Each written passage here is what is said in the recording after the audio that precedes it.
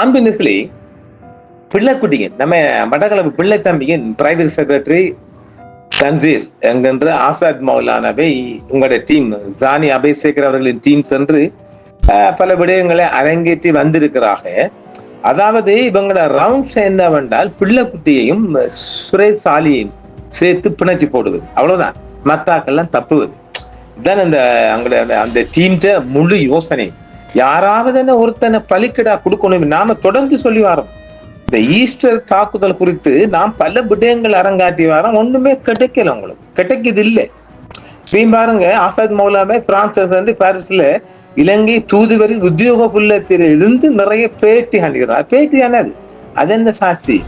அதாவது ஒரு ராணுவ உளவாளிய ஒரு வெளிநாட்டு ஊடக நிலையத்தில் அளித்த குரல் பதிவின் மூலமாகத்தான், அந்த அடிப்படையில தான் சுரேஷ் சாலியும் பயங்கரவாத தடுப்பு சட்டத்தின் கீழே கைது செய்யப்பட்டிருக்கிறார். வேற எந்த ஆதாரமும் இன்னும் இல்லை. ஆதாரம் வெப்பானுங்களா? இருக்குமா? கிடைக்குமா? கிடைக்காது. அப்போ தற்போது அதாவது இந்த பிரான்ஸ் நாட்டில் உள்ள சாலிக்கு எதிராக ஒரு குரல் பதிவை வழங்கிய ராணுவ உளவாளியின் பெயர் தான் ஆசாத் மௌலானா.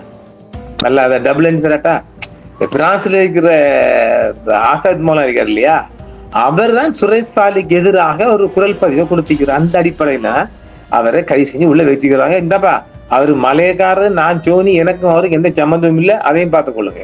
மாமன் மச்சான் கிடையாது.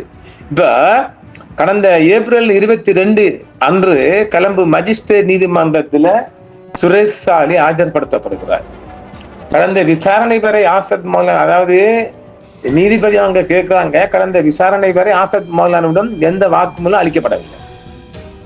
இது குறித்து மஜிஸ்ட்ரேட் அவர்கள் திலீப் பீரிஸ், யாரு நம்முடைய டெபுட்டி சொலிசிட்டர் ஜெனரல் கேட்கிறாங்க, ஆசாத் மௌலானா பிரான்சில் இருப்பதாகவும் அங்குள்ள தூதரகத்தின் உதவியுடன் ஜூம் மூலம் அவரை தொடர்பு கொள்ள முயன்ற போதிலும் அது தோல்வி அடைந்ததாகவும் திலீப் பீரிஸ் அவர்கள் நீதிமன்றத்தில் சொல்றாங்க.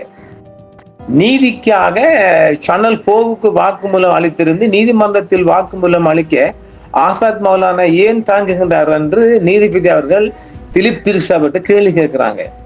அதுக்கு பிறகுதான் மஜிஸ்ட்ரேட் விசாரணைக்கு பிறகு சானி அபேசேகர டீம் ஒன்று பிரான்சுக்கு சென்று ஆசாத் மௌலானாவிடம் வாக்குமூலம் பெற்றிருக்கிறாங்க. மிகப்பெரிய வாக்குமூலம், 1-2 வீடியோ பதிவும், வீடியோ ஓடி எல்லாம் எடுத்துக்கிறாங்க.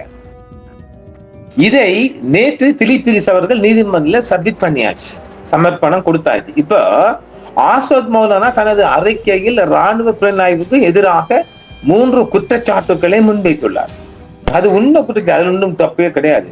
2006 முதல் ராணுவ புலனாய்வு ஜஹரான் உட்பட ஏராளமான கிழக்கு முஸ்லிம்களுக்கு சம்பளம் வழங்கியிருக்குது. பொய் இல்லையே. ஊர்காவலிகளுக்கு சம்பளம் வழங்கியிருக்குது, அவங்களை ஊக்கப்படுத்திருக்க, எல்லாம் உண்மைதானே. அதை நின்று பொய்ன்னு சொல்லுங்க. அப்புறம் 2ஆம் குற்றம், மார்ச் 10, 2017 அன்று காத்தாங்குடி அலியார் சந்தியில் நடைபெற்ற மோதலில் சஹரானின் சகோதரர் தினி கைது செய்யப்பட்ட போது அவனை பிணையில் விடுவிப்பிற்காக ராணுவ புலனாய்வு பணம் கொடுத்துள்ளது. இதுவும் அவன் சொல்லிக்கிறான். யாரு? ஆசாத் மௌலானா சொல்லிக்கிறான். சுரேஷ் சாலி 2015-17 காலகட்டத்தில் சஹரானை சந்தித்திருக்கிறார். அதற்கு ஆதாரம் வச்சுக்கிறாங்க. சஹரான் 2015 முதல் ராணுவ புலனாய்வுக்கு ஒரு தகவல், ஒரு இன்ஃபார்மரா தான் இருந்திருக்கான். இரகசியமான முறையில் அவன் ஒரு ராணுவ புலனாய்வுக்கு எங்களை குந்தாடு தண்ணீரியா, அவன் ஒரு ராணுவ உளவாளி. இந்த தமிழ் பக்கம் நடக்கிறது எல்லாம் போட்டு கொடுத்துக்கிறான். வெடிகுண்டுகள் நிரப்பப்பட்ட புலிகளின் வாகனங்கள் குறித்த துல்லியமான தகவல்களை வழங்கியதற்காக சஹரானுக்கு 2 முறையும் வெகுமதி சன்மானமும் வழங்கப்பட்டிருக்குது. ராணுவ புலனாய்வு வழங்கிய எந்த ஒரு பணப்பரிமாற்றத்தையும் நீதிமன்றத்தை நிரூபிக்க முடியாது. அது எல்லோருக்கும் தெரியும் இல்லை, அது ஒருவடே. மேலும் ஆசாத் மௌலானா தனது அறிக்கையில 3 மிக முக்கியமான உண்மைகளை மறைத்துட்டாரு. சானி அபேசேகரை இது குறித்து எந்த கேள்வியும் கேட்கல. அதுக்காக செய்தியை காய் வாங்குகிறோம். ஒன்றோ, ஆசாத் மௌலானாவே தான் பிள்ளையானுடன் துபாய்க்கு சென்று ஒரு உளவாளியை சந்தித்தாக முன்னரே கூறியிருக்கான் பாய்.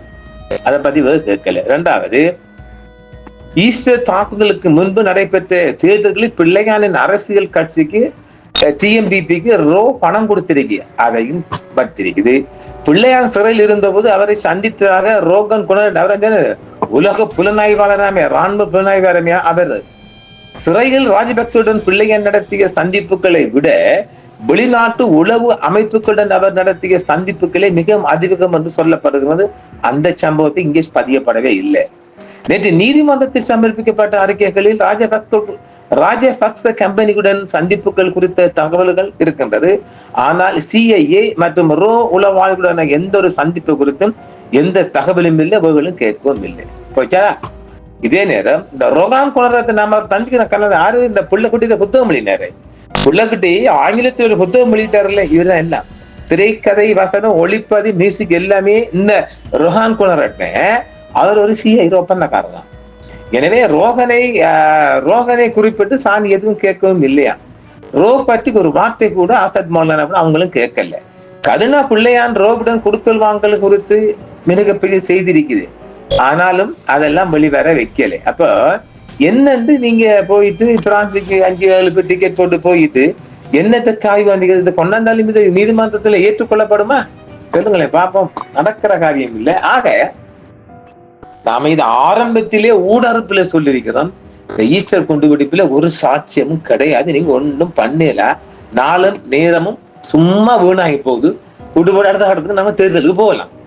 அதை விட்டு போட்டு இதுக்கு பிறகாலே பின்னால அலைஞ்சி ஒன்றுமே கரை காண மாட்டேன். ஜனாதிபதி அவர்களே, ஜனாதிபதி அவர்களுக்கும் பழங்குது இல்லை, இவங்களுக்கும் பழங்குது இல்லை. சும்மா காசைப்படி செலப்பழிச்சு போட்டு வந்திருக்கிறாங்க. அங்க ஒன்றும் நடக்கலை. சாட்சியங்கள் எல்லாம் இவங்க சொத்துவது என்னன்னு சொன்னால், இதெல்லாம் அவங்க செஞ்சா இப்படியும் போயும் கிடைக்கலண்டா எங்க போய் சொல்ல போறீங்க? எந்த நகரும் செய்ய முடியல, எதுக்கு எடுக்க முடியும்? ஆக இந்த ஈஸ்டர் குண்டுவெடிப்பு குறித்தோ இல்ல மஹிந்த அந்த கோட்டை என்ற கம்பெனிக்குள் நடந்த சம்பவம் பற்றி எதுவும் எடுக்க முடியாங்க. எல்லாம் அடிப்பாங்க. என்னது ஆசாத் சாலி கொழும்பு வருகிறார், வாயிலே பீச்சங்கைய வைக்க வேறாம் பாருங்க. அவனுக்கு அவன் எல்லாமே செஞ்சு போட்டு கூட இருந்தவன். அவன் கூடவே இருந்த கோழி இந்த திருடன் போன்றோம் எல்லாமே செஞ்சுட்டு அவன் தப்பி ஓடிட்டான். அவன் தலை தப்பின சம்பிரான் புண்ணியம். ஆக ஈஸ்டர் குண்டுபிடிப்பு குறித்து பிள்ளையான் மேல எந்த நடவடிக்கையும் எடுக்க முடியாது. சுரேஷ் சாலி மேலையும் ஒன்றும் எடுக்க முடியாது. அவனுக்கும் எனக்கு 2 பேருக்கும் இவங்களுக்கு ஃபண்டமெண்டல் ரைட்ஸ்ல என்னது அவங்களோட மனித உரிமை அடிப்படை உரிமை மீறல் என்ற வகையில அவங்களுக்கு பணம் கொடுக்க இதை நான் தொடர்ந்து சொல்லி வரோம். இல்லை நானா நீதி எழுதுறேன், நானா கொடுக்குறேன், நான் ஒன்றும் கொடுக்கறலப்பா. நான் நடக்க போற விடயங்களை சொல்லி கொண்டிருக்கிறேன், அவ்வளவுதான் சொல்லலாம். ஆக சுரேசாலிக்கு இதுல போய் வந்ததுல பிரான்ஸ் போய் வந்ததுல எந்த ஒரு ஆதாரபூர்வமான எவிடன்ஸும் இல்லை என்பதால இவகான குற்றம் சாட்டப்பட்டிருக்கின்ற சுரேசாலி அவர்களுக்கு பிணை வழங்குமாறு கௌரவ நீதிமன்றை கேட்டுக் கொள்ளுகிறேன். That's all your honour. Right, பிணையை கொடு. அடுத்த புள்ளக்குடிவா, புள்ளக்குடி கணக்கு என்ன? சுத்தி பார்த்து எந்த சாட்சியம் கிடைக்கல யுவர் ஆனர்.